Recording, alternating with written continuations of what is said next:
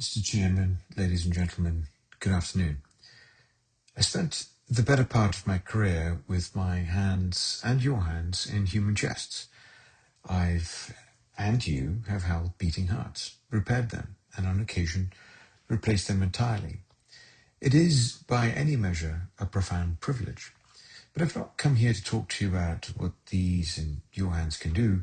I came to talk to you about what they cannot. Because the future of cardiac surgery will not be defined by the dexterity of the surgeon, it will be defined by the intelligence of the systems within which that surgeon operates. Artificial intelligence is not just an accessory to our craft, it's the architecture of the next chapter. And over the next 10 minutes, I intend to show you with precision and without sentimentality exactly what the future looks like for the future cardiac surgeon. Every discipline has a moment where the ground shifts beneath it. Consider the arc.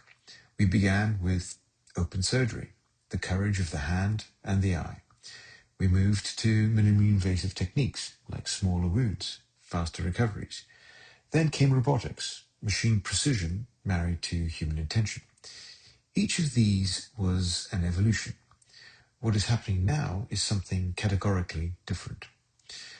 We are drowning in data, from electronic health records, from advanced imaging, from genomic sequencing, and yet we are still making decisions the way we did 20 years ago. Experience, intuition, pattern recognition. Here is the uncomfortable truth. In imaging diagnosis, for example, AI already surpasses human pattern recognition, not occasionally, but consistently. That is not a threat. That is a signal, and we would be fools to ignore it. So what do we actually mean when we say AI? When most people hear artificial intelligence, they imagine a single monolithic brain. The reality is far more elegant and far more useful. AI in cardiac surgery is an ecosystem of specialized architectures, each designed for a specific, distinct purpose, which is what we do in our lab. Generative adversarial networks, or GANs, will synthesize photorealistic surgical environments for training. They create what does not exist so that surgeons can practice what they have not yet encountered. Autoencoders, both representational and variational, distill the chaos of hemodynamic data into patterns a human mind can act upon. They compress complexity into clarity. And then there are foundational models, the large language models, which are trained on vast repositories of surgical literature. They are not replacing clinical reasoning, they are accelerating it. So combined together, these architectures allow machines to learn the very structure of biology and surgery itself. And the capability gives us something extraordinary, the surgical digital twin. Let me put this simply. Imagine before you make a single incision, you could operate on a perfect replica of your patient, not a mannequin, not a cadaver, a living, breathing, computational model built from their actual data. That is the digital twin. We integrate CT, MRI, echo, and we layer that in real-time hemodynamics, genomic risk profiles, STS registry data, and intraoperative metrics. The result is a patient-specific simulation of extraordinary fidelity. With it, we can predict mortality and morbidity with precision that no risk score alone could frankly achieve. We can plan procedures against the patient's exact anatomy. We can forecast outcomes and, critically, rehearse the operation before a blade even touches the skin. The so-called STS surgical twin is already making this real in our lab.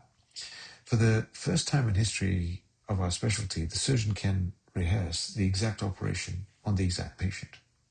Now, a beautiful model is worthless if it lives in a research lab. The question is, how do we bring this into the daily rhythm of clinical practice? The best AI is invisible. If you notice the technology, it has already failed, in my opinion. Our clinical platform begins where the surgeon already lives, inside the electronic health record. Data flows in, which is patient records, imaging, labs, vitals, through seamless electronic health record integration. No extra clicks, no separate logins, no disruption. From there, the AI engine synthesizes everything in real time. Risks models updated continuously, clinical recommendations surfaced precisely when they're needed. Data from across the patient's entire history distilled into a single coherent picture. The output is a preoperative planning dashboard, a surgical co-pilot interface, and risk stratification alerts that arrive before the surgeon has to ask for them. The result? Better decisions, made faster with less cognitive burden. Standardized excellence, not just an aspiration, but as default. And this foundation becomes essential once we enter the operating room. The operating room of the future does not merely exist to assist the surgeon. It thinks alongside them. This unfolds in 3 acts: before the operation, during the operation, and after the operation. Before the operation, the AI loads the patient's digital twin, confirms the surgical plan, sets risk thresholds, and ensures the entire team is briefed for the same intelligence. It's important to note, while this AI is a powerful tool, we will still need surgeons each step of the way. During the operation, and this is where things become remarkable, our Kai robot assist system performs real-time step recognition. It suggests optimal next moves, it flags dangerous deviations before they become complications. It monitors workflow for both efficiency and safety simultaneously. These are done with multiple agents. After the operation, the system updates outcome predictions, triggers early warnings for complications, and here's the part I find most beautiful. It learns. Every single case makes the system better for the next patient. We're not automating surgery. We are augmenting surgical cognition itself. And to see what that means in practice, let me show you a specific example. I do robotic atrial fibrillation surgery where we typically open the pericardium. And for those outside our field, this is the moment you enter the sac surrounding the heart. It is high stakes. It's unforgiving and historically dependent on the surgeon's memory and nerve while the heart's beating. Without artificial intelligence, this step is variable. This has happened to me.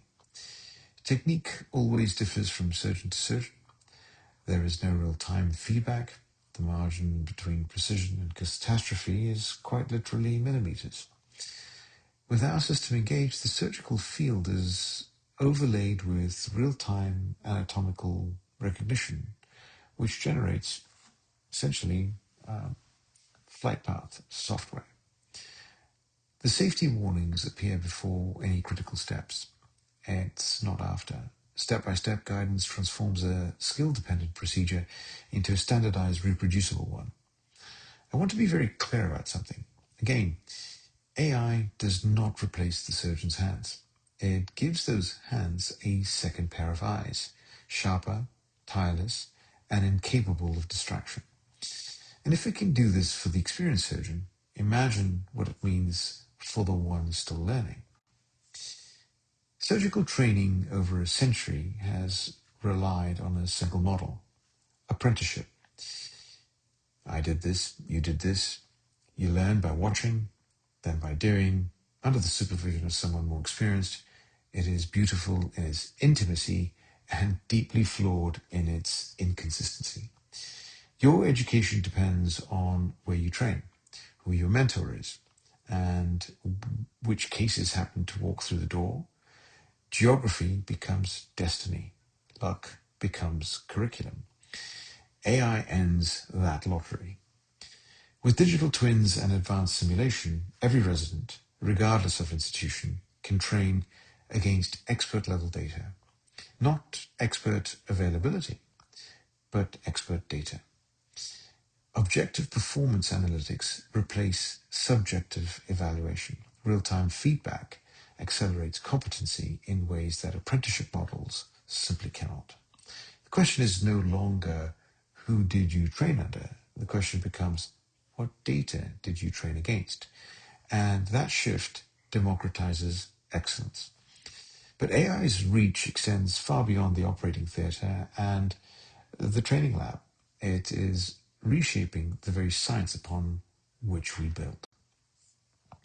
DeepMind's AlphaFold, which I play with every day, solved over 200 million protein structures.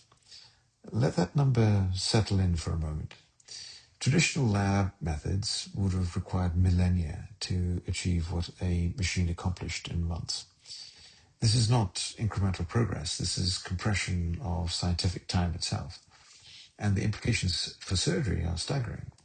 We can now envision molecular targeted therapies delivered at the point of operation, precision tissue repair guided by genomic insight, and biomarker-driven interventions that transform the scalpel from a blunt instrument into a molecular tool. The cardiac surgeon of tomorrow will operate at the intersection of steel and genome. The operating room will become a site not merely of mechanical repair, but of biological reprogramming. That is the future of precision medicine, and it demands a fundamentally different kind of surgeon. I will say this plainly, because it needs to be said plainly. Surgeons who embrace AI will replace surgeons who do not. This is not provocation, it is arithmetic. The surgeon of the future must be three things simultaneously. Firstly, a technician of the highest order. The hands do not become less important, they become the minimum requirement. Secondly, a data interpreter. You must understand what the model is telling you, where its confidence is high, and more importantly, where it's not. Critical evaluation of AI output is not optional, it's a clinical skill. Thirdly and lastly, a systems thinker. The operating room, the ICU, the genomics lab, the data pipeline, they're no longer separate domains. They're a single integrated system, and the surgeon must learn to lead within it. This evolution is not negotiable, and it raises a question we cannot afford to answer carelessly. Who governs these systems? And power without governance is reckless, and the power we're building demands governance of the highest order. Three pillars. First, institutional oversight. AI-assisted procedures must be credentialed, monitored, and audited with the same rigor we apply to any new surgical technique.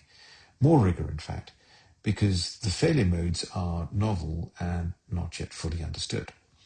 Secondly, algorithmic transparency. Every model deployed in a clinical setting must be explainable. Bias must be audited, documentation must be open, and a black box has no place in our chest cavities. Thirdly, and most critically, human in the loop. The surgeon retains final authority, always. AI advises. It does not decide. Accountability rests with the physician, not the algorithm. Who's responsible when AI guides surgery? How do we validate these systems? How do we prevent algorithmic bias from becoming algorithmic harm?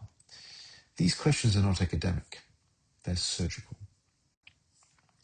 So let me leave you with this.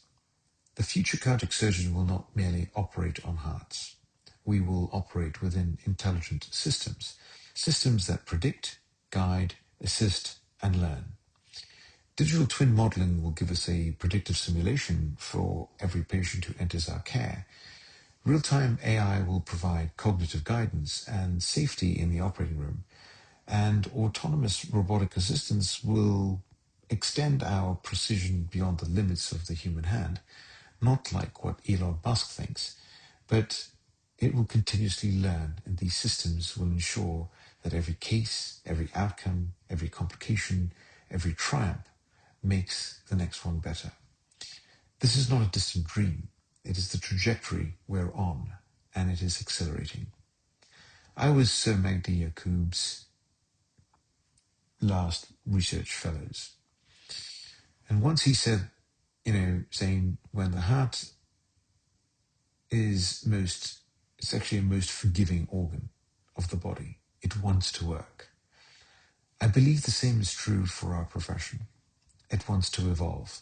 It is reaching for something greater. Our responsibility, that's yours and mine, is to ensure that when we hand the next generation a scalpel, we also hand them the intelligence to wield it wisely. Thank you.